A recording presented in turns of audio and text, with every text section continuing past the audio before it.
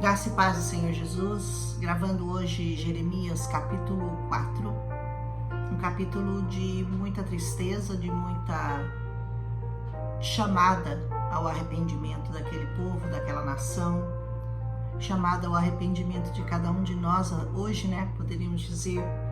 Hoje eu estava conversando com o Senhor, pensando, né, e eu dizia assim: Senhor, eu não tenho orado o suficiente, eu tenho tido problemas cuidando da minha mãe.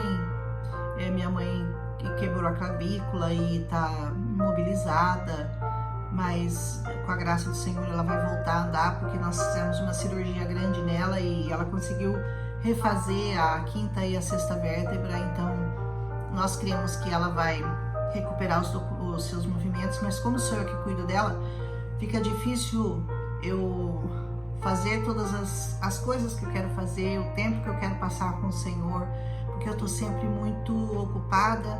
Hoje eu dei uma paradinha, mas eu já tô saindo do hospital agora porque eu fiquei 24 horas lá com ela. Enfim, isso não vem ao caso, né? São circunstâncias que o Senhor permite na nossa vida. Mas eu tava dizendo pro Senhor que eu oro pouco, eu preciso orar mais, eu preciso mais tempo de intimidade com o Senhor, de oração com o Senhor. E aí o Senhor me falou uma coisa bonita hoje. Ele disse assim: quando você senta e prepara a minha palavra, você está orando. Não é bonito isso? Então, eu penso que o Senhor me perdoa, porque eu não tenho gasto o tempo suficiente com Ele, mas Ele entende. E eu acho assim, e eu penso que você, quando você ouve essa palavra, você também está fazendo a mesma coisa que eu, não preparando exatamente, porque você não prepara a palavra, você ouve, mas quando você para ouvir a palavra, quando você para meditar na palavra, você está orando. Então, que isso aí responda a perguntas para você, como respondeu para mim hoje, né?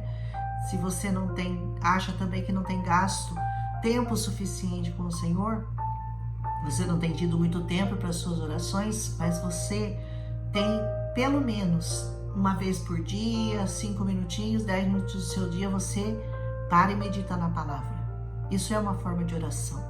Obrigada, Senhor, por me lembrar disso. E aqui ele começa isso aqui dizendo assim para Israel, né, para o seu povo, para nós, né? Quando ele fala, ó Israel, ele não está falando só daquela nação, ele está falando com o povo dele, está falando comigo, está falando com você. Ele diz assim: se você voltar, volte para mim. Nossa, eu já estou muito emotiva, mas acho que é por causa da minha mãe. Então o Senhor está dizendo: volte para mim. Largue os seus ídolos. Ele diz assim: se você fizer isso, se você se afastar para longe da minha vista, os seus ídolos, sabe, seus ídolos, eu sempre falo dos ídolos, aquelas coisas que você coloca mais importantes do que Deus na sua vida. Não é só o ídolo de pedra, pau, barro, esses aí são também, mas é um outro tipo, né, de idolatria. Mas aqui ele está falando: se você deixar esses ídolos, se você parar de olhar para eles, você vai conseguir ouvir a voz do Senhor. Se você se arrepender, se você olhar para o Senhor, se você olhar para a palavra do Senhor, você então vai conseguir ouvir a voz do Senhor. E ele diz assim, tu irás jurar que o Senhor vive de verdade. Quando você conseguir fazer isso, quando a nação de Israel realmente se voltar para o Senhor, e ele está falando isso de um tempo futuro, quando ele conseguir fazer isso, verdadeiramente ele vai ter um encontro de verdade com o Senhor, em justiça e em juízo, e nele todas as nações serão abençoadas, e nele gloriar-se-ão. Então, quando isso acontecer com Israel, todos serão abençoados, todos os povos, todas as línguas, todas as nações. A gente tem que entender que quando Deus fala Israel, quando Deus fala seu povo, ele está falando de nós, daqueles que o aceitaram, daqueles que creram nele. Vou continuar a leitura aqui de Jeremias. Porque assim diz o Senhor aos homens de Judá e de Jerusalém: arai a vossa terra que está em alqueire, ou seja, que está seca, e não semeeis no meio de espinhos. quando ele fala de uma terra seca que precisa ser arada, ele estava falando realmente daquela terra improdutiva lá de Israel, mas nós entendemos no sentido espiritual que ele está falando da terra do seu coração. Esse lugar aí que está improdutivo, que está faltando uma palavra, que está faltando, que não está dando espaço para o Senhor, está sobrando terra no seu coração que precisa ser arada, que precisa ser regada. E essa terra improdutiva é a terra onde o Senhor quer habitar, é a terra onde Ele quer fazer crescer frutos de arrependimento, porque esse capítulo todo fala de arrependimento. Arrependei-vos, ele diz, circuncidai-vos ao Senhor, removei os prepúcios do vosso coração. Vocês sabem, o prepúcio era uma exigência da lei judaica. Para os meninos que nasciam, eles tinham o prepúcio removido logo no 8º dia, se não me engano, do nascimento. Mas aqui ele não está falando desse prepúcio, ele está falando do prepúcio do seu coração. Porque o prepúcio é um lugar que junta, é uma pelinha assim que ajunta, e ali ajunta sujeira. E isso causa infecção. Então o prepúcio do seu coração é esse lugar aí, que precisa ser circuncidado, que precisa ser limpo da sujeira desse mundo, da sujeira que você ouve todos os dias, pelas quais você passa, e que todo o tempo seus olhos veem, seus ouvidos escutam, e muitas vezes a sua boca fala. Então vamos limpar isso daí, vamos circuncidar o nosso prepúcio do nosso coração. Vós, homens de Judá e de Jerusalém, para que o meu furor não venha a sair como fogo. Por que você precisa se limpar? Para que o furor do Senhor não saia como fogo na sua vida, por causa do mal dos vossos feitos. Olha o clamor do Senhor, né? Volta para mim, se limpa, pega essa terra seca do seu coração, ara ela e semeia nela e faz crescer bons frutos. E, principalmente, vá circuncidar o prepúcio do seu coração. Declarar em Judá, declarar em Jerusalém, dizei, sopre a trombeta, vós na terra, clamai, ajuntai-vos e entremos nas cidades fortificadas. Ele está dizendo que Israel ia ser invadida. Então, aqui é um clamor para que nós toquemos a trombeta, dizendo, se você não se cuidar, a sua terra vai ser invadida. Se você não clamar, vão invadir a terra do teu coração, vão invadir a tua cidade, vão invadir a tua alma, que é isso que o diabo quer fazer, e vai te destruir. É isso que eles querem fazer, te destruir. Ele diz, clamai, ajuntai-vos e entremos nas cidades fortificadas. As cidades fortificadas são a proteção. Você entra na cidade fortificada onde você se protege de todas as coisas. Erguei um estandarte em direção a Sião. Batei em retirada, não permaneceis, pois eu trarei o mal do norte, desde o norte, uma grande destruição. Aqui é claro, Deus está falando com relação à Babilônia, que eu já expliquei, que ficava ao norte e que realmente invadiu Jerusalém e invadiu as cidades desde Dan até Efraim. Todas as terras foram invadidas e eles foram feitos cativos. Judá não, todo Israel exceto Judá. Erguei um estandarte, o leão surgiu do bosque, o destruidor dos gentios está no seu caminho. Ele usa a figura do leão, né, como um destruidor que vem daquele lado. Saiu do seu lugar para fazer uma terra desolada, as tuas cidades serão devastadas, sem nenhum habitante. Isso já aconteceu, essa profecia já se cumpriu. Mas ela não fala só, veja que a profecia nunca é só do presente. A profecia diz relação ao futuro, e ela tem um sentido físico e um sentido espiritual. O sentido espiritual dessa profecia é que ele está dizendo que nossa terra será desolada, devastada. Que terra é essa? A terra onde você vive, a terra do seu coração. Vai ser desolada, devastada se você não cuidar, se você não levantar um estandarte, se você não erguer a sua voz, se você não tocar a trombeta, se você não clamar para que o Senhor tenha misericórdia de você. Por isso ele diz, cingi-vos de saco. Cingir-vos de saco é quando você se humilha na presença do Senhor. Quando eles estavam numa situação assim muito terrível, muito difícil de ser resolvida, eles tiravam as vestes e vestiam sacos. É um sinal de humilhação. né? É você se humilhar na presença do Senhor, é você reconhecer que você não pode nada, que você não é nada sem Ele. Amém? Ele diz, cingivos de saco, lamentai e gemei, pois é violenta a ira do Senhor, não se desviou de vós. Enquanto essa ira do Senhor não se desviar daquele povo, eles não viverão em paz. Tem que reconhecer. Vão ter que reconhecer que Jesus é o Senhor, que o Messias deles já chegou, e eles precisam se render a esse Deus que os criou, que maravilhosamente os escolheu. Que grande a bondade do Senhor de escolher aquele povo, mas tudo está profetizado. Não vão aceitar, não vão ver, não vão entender, outros terão que falar para vocês, os estrangeiros é que vão estar pregando o que vocês deveriam estar pregando. É isso que ia acontecer. E ele diz, isso acontecerá naquele dia, diz o Senhor, que o coração do rei perecerá, o coração dos príncipes, os sacerdotes estarão surpresos e os profetas se admirarão. Sabe quem vai ficar admirado? Todos. Sabe quem vai ficar? Tudo isso aconteceu? Aconteceu. Porque o Senhor o disse, porque o Senhor profetizou, porque o Senhor mostrou a Jeremias o que aconteceria nos últimos dias também. Que aqui não é uma visão só da Babilônia sendo que invadiu Judá, mas é uma reflexão para o final dos tempos. Amém? Então eu disse, ai Senhor, certamente enganaste grandemente a esse povo, dizendo, vós terei paz enquanto a espada alcança até a alma.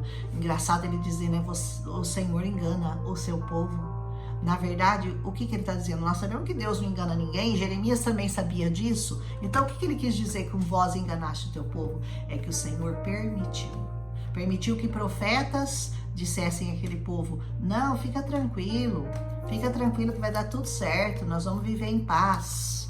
Nós vamos viver em paz, o Senhor permitiu.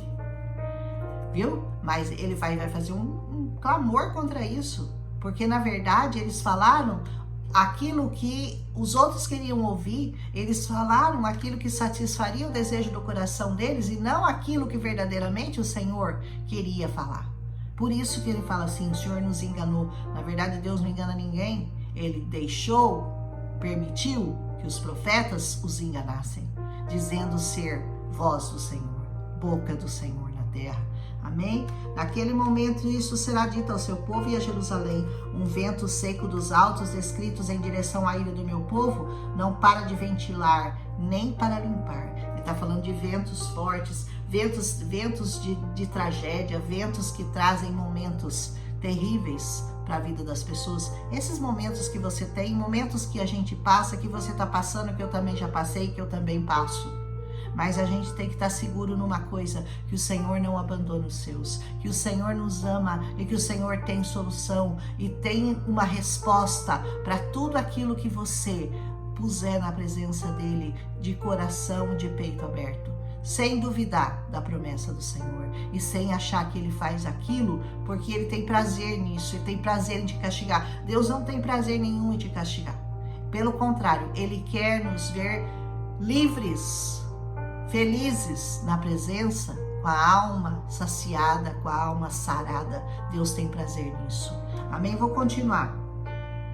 Eis que ele surgirá como nuvens, as suas carruagens serão como um furacão. Ele está falando dos povos que vão invadir, como que eles vão chegar, eles chegaram arrasando, a verdade foi essa, né? Eles arrasaram com aquela cidade. Seus cavalos mais ligeiros do que as águias, essas comparações dos animais, né? As águias, os cavalos, que era o que eles entendiam, né? Ai de nós, pois fomos saqueados. Não deixe que o inimigo saqueie aquilo que o Senhor te deu. Não deixe que o inimigo roube as promessas que ele fez para você. Não se deixe enganar pelas dificuldades dessa vida, porque quando você tropeça em alguma coisa, você começa, nossa, mas o Senhor falou que eu ia fazer isso, que eu ia acontecer aquilo e nada parece que está acontecendo. Não duvide das promessas, não duvide. Firme os seus pés no Senhor, porque ele diz assim, pois uma voz declara desde Dan e divulga a aflição desde os montes de Efraim. E Dan ficava num lado de Israel e pegava toda aquela parte, chegava até o outro lado, que era a tribo de Efraim. Ele falou, todas seriam saqueadas, seriam destruídas. Fazei menção às nações, observai, divulgai contra Jerusalém, que vigias vêm de um país distante e emitem suas vozes contra as cidades de Judá. Ele está profetizando o que já aconteceu, mas também está profetizando a nós, né? Os perigos de nós não estarmos prontos, não estarmos prevenidos, não estarmos com nossos estandartes levantados, com a nossa oração em dia, não estarmos com as nossas vidas na presença do Senhor. É isso que o Senhor está alertando aqui. Se você fizer isso, nada vai poder te atingir, nada vai chegar até você, nenhum mal chegará até a tua tenda. Aleluia! Como guardas de um campo estão eles contra ela ao seu redor. Por quê? Sabe por que eles estão em um campo ao redor, sitiando a cidade? Porque ela rebelou-se contra mim, diz o Senhor. Tudo que acontece na sua vida de ruim, pode crer, é porque de alguma maneira você se rebelou contra o Senhor. Você fez coisas que não agradam no coração de Deus. Porque o Senhor não se agrada em nos castigar. O Senhor tem prazer em nos agradar, como um pai agrada seu filho. Mas Ele precisa nos corrigir, porque nós somos tendenciosos ao mal. Nós somos tendenciosos a entrar por caminhos que não são bons. Então o Senhor está sempre alertando. Jeremias, quase todos os capítulos são de alerta. Contra as tribos do norte que viriam destruir Israel, claro, mas é contra nós hoje, contra os inimigos que vêm tentar saquear o nosso coração, a nossa alma, nos enganar, cegar os nossos olhos, e tampar os nossos ouvidos e não deixar, fazer com que a voz dos cavalos, dos cavaleiros, das tropas que vão vir contra nós sejam mais altas e sejam mais ensurdecedoras do que a voz do Senhor. Nós não podemos permitir isso. Aleluia! Como guardas um campo, então estão eles ao seu derredor. Teu caminho e teus feitos te trouxeram essas coisas. O que trouxe o mal para a tua vida? O que trouxe isso acontecer na sua vida? Teus caminhos e teus feitos. Esta é a tua perversidade, pois ela é amarga, pois ela alcança o teu coração. E ele continua, minhas entranhas, é como se você tivesse chorando até as entranhas. Ele diz, eu estou com dor no meu próprio coração. Meu coração faz barulho dentro de mim, eu não posso permanecer em silêncio, porque tu ouviste, ó minha alma, o som da trombeta, o alarme de guerra. Olha o profeta clamando, né? Que as entranhas dele se moviam, o coração dele estava em prantos por causa daquele povo que ele amava.